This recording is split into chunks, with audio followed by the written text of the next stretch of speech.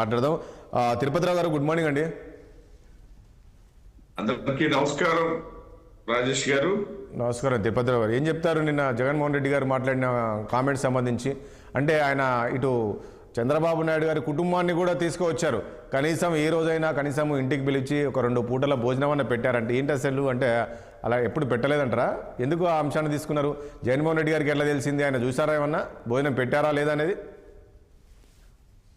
అంటే ఈ మధ్య అసెంబ్లీకి పోవట్లేదు కదా, ఆ ప్రాంతంలో వ్యక్తి కాబట్టి ఏమన్నా చూస్తున్నారేమో మరి. అది పక్కన పెడితే, ఒకటి నిన్న ప్రెస్ మీట్ పెట్టారు. నిజంగా ప్రజలు చాలా ఎక్కువ ఆశించారు ప్రతిపక్ష నాయకుడు, ప్రధాన ప్రతిపక్ష నాయకుడు కదా. నేను ప్రతిపక్ష హోదా లేదు, అది మళ్ళీ వేరే అంశం. బట్ ప్రతిపక్షము ప్రధాన ప్రతిపక్షం ఆయనే కాబట్టి ఏం మాట్లాడతాడు? ఎందుకంటే అసెంబ్లీలో మాట్లాడే భాగ్యం మాకు కలిగనివ్వట్లేదు, ఆయన వినే భాగ్యం కలిగనివ్వట్లేదు.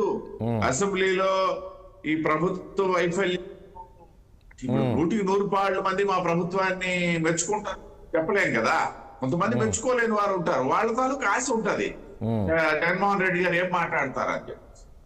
అవన్నీ వదిలేసి అసెంబ్లీలో ఏం జరుగుతుంది దానికి సంబంధించినటువంటి మాట్లాడడం, లేకపోతే రాష్ట్రంలో పరిపాలన, లేకపోతే ఇతరత్ర ఇట్లాంటివి అన్ని వదిలేసి కేవలం కుటుంబాల గురించి, చంద్రబాబు నాయుడు గారి కుటుంబం గురించి, తల్లి తండ్రి గురించి, అక్కచెల్లెల గురించి, ఆ అన్నదమ్ముల గురించి మాట్లాడటం అయితే ఏదైతే ఉందో అది ఒక రకంగా రాష్ట్ర ప్రజలకి నిరాశే కాకుండా రామాయణంలో పిడకల వేటలా తయారైంది, నో డౌట్.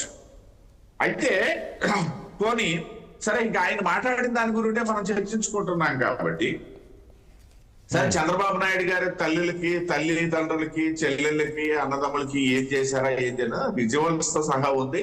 వారి కుటుంబ వ్యవహారము, నిన్న మొన్న చనిపోయినటువంటి రామ్మూర్తి నాయుడు గారి తాలూకా అంత్యక్రియలు, వాటికి సంబంధించినటువంటి అంశాలు, ఇవన్నీ పెద్దగా ఇంకా పాతబడిపోలా. ఏదో తల్లిదండ్రులకు సంబంధించిందంటే పాతబడిపోయింది. ఇక్కడ ఇంకొకటి కూడా గమనించాలండి.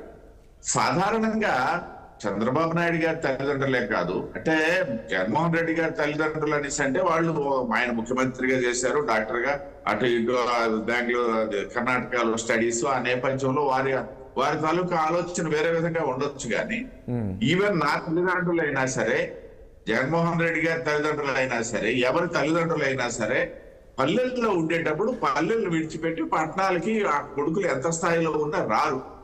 దానికి సాక్షాత్తు ఇటీవలే స్వర్గస్థురాలైనటువంటి మన ప్రీతమ ప్రధానమంత్రి నరేంద్ర మోడీ గారి తల్లే తల్లిని పట్టించుకోవట్లేదు అన్న వాళ్ళు కూడా ఉన్నారు. అంటే కొత్త కాదు ఇది. అయితే ఏంటంటే రాజకీయ నాయకులు మాట్లాడేటప్పుడు కొంత ఇన్బ్యాలెన్స్ అవ్వడం అనేది కరెక్ట్ కాదు. నాకు తెలిసి అంటే నిన్నటి మాటలు ఎట్లున్నాయంటే, కనీసము చంద్రబాబు నాయుడు గారు తల్లిదండ్రులు కనీసం తిండి కూడా పెట్టలేదు అనే విధంగా కామెంట్ చేశారు. దాంతోపాటు కనీసం వాళ్ళు కావాలని చెల్లితే తలకొరి పెట్టారు. ఆ రోజుల్లో నాకు తెలిసి ముఖ్యమంత్రిగా ఉన్నారు, చంద్రబాబు నాయుడు గారు ముఖ్యమంత్రిగా ఉన్నారు. యాక్చువల్గా తలకొరి పెట్టారనుకోండి, దాదాపు 10 రోజులు ఇంట్లోనే ఉండాలనుకుంటాను కదా, బయటికి కూడా వెళ్ళకూడదు. సో అది రాష్ట్ర ప్రజల అనుగుణంగా, రాష్ట్ర ప్రజల బయటికి వెళ్ళకుంటే కాదండి. నేనేమంటున్నంటే, రాష్ట్ర ప్రజల అవసరం కోసం ఇప్పుడు తలకొరి పెడితే ఆ ఇంట్లోనే ఉండాల్సిన పరిస్థితి వస్తుంది. ఆ రోజు ముఖ్యమంత్రిగా ఉన్నారు కాబట్టి, సో వాళ్ళ తమ్ముడితో పెట్టించారనేది నేను కూడా కనుక్కున్నాను, ఏంటి అసలు ఎందుకు అనే దానిపైన. రాజేష్ గారు, రాష్ట్ర ప్రజల ప్రయోజనాల కోసం రాష్ట్రానికి చెప్పండి. రాజేష్ గారు, ఈ సాంప్రదాయాలు కూడా ఒక్కొక్క ప్రాంతంలో ఒక్కొక్కలా ఉంటాయండి. అవును. ఇప్పుడు మీరు అన్నటువంటి, సరే చంద్రబాబు నాయుడు గారు పెద్ద కొడుకు తండ్రికి పెట్టాలా, చిన్న కొడుకు తల్లికి పెట్టాలా అనేది మన సాంప్రదాయం. సరే, వీటిని అప్పుడప్పుడు మార్చుకొని పెట్టొచ్చు. ఇద్దరు జాయింట్ గా పెట్టేటప్పుడు ఏంటంటే ఒకరికి ఎగ్జామ్షన్ ఉంటుంది, వెళ్ళకపోవచ్చు. ఇట్లాంటి చాలా ఉన్నాయి, పక్కన పెట్టదాం. అయితే ప్రధానమంత్రి నరేంద్ర మోడీ గారి గురించి నేను ప్రస్తావించాను.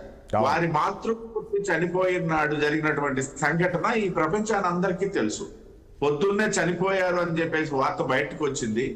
10 గంటలు అయ్యేసరికి అంత్యక్రియలు పూర్తి చేసినటువంటి ప్రధానమంత్రి గారు అనే వార్త బయటకు వచ్చింది. 11 గంటలు అయ్యేసరికి దేశ సేవలో నిమగ్నమైనటువంటి నరేంద్ర మోడీ గారు అనే వార్త కూడా బయటకు వచ్చింది.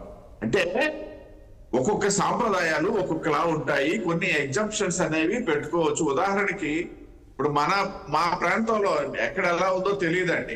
ఒక్కొక్క ప్రాంతాల్లో ఒక రకంగా ఉంటుందిలే. కాంటాక్ట్ చెప్తాను. మా ప్రాంతంలో అయితే ఇప్పుడు ఎవరైనా చనిపోయినట్టయితే ఖచ్చితంగా 12 రోజుల పాటు అక్కడే ఉండాల్సినటువంటి పరిస్థితి ఉంటుంది.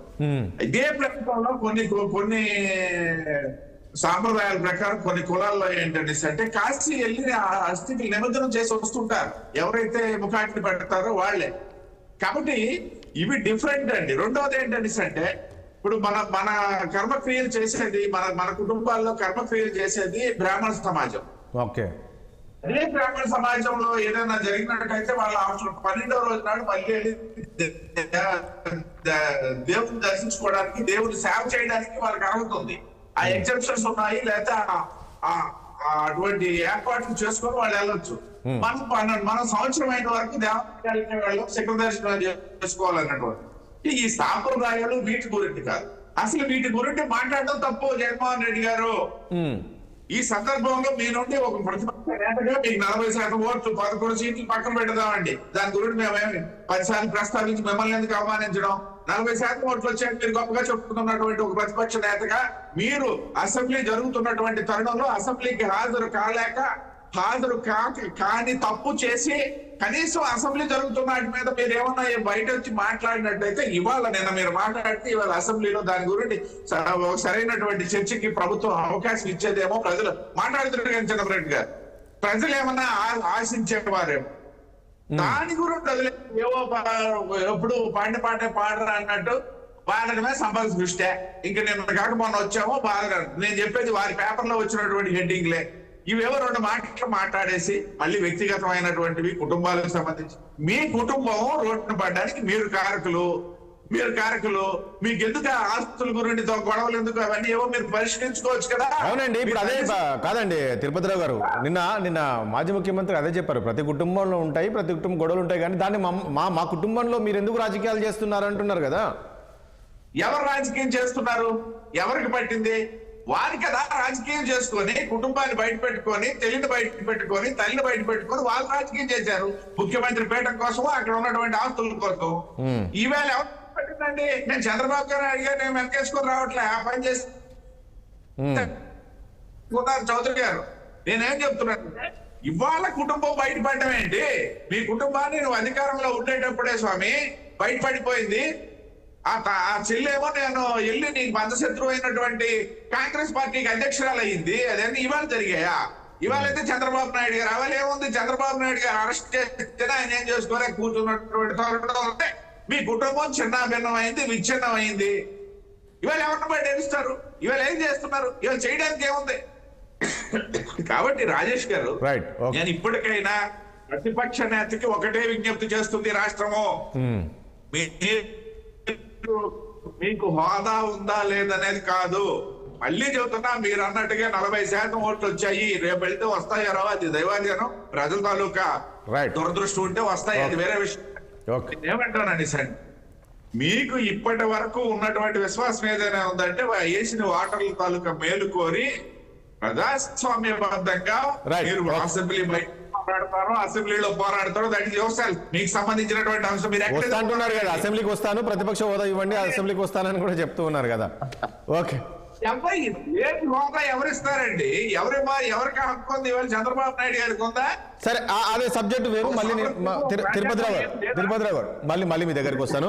శ్రీనివాస్ చౌదరి గారు, నిన్నటి మాజీ ముఖ్యమంత్రి కామెంట్స్ ఏ రకంగా చూస్తారు? తండ్రికి కూడా తిండి పెట్టని చంద్రబాబు నాయుడు అనే విధంగా ఆయన కామెంట్ చేశారు.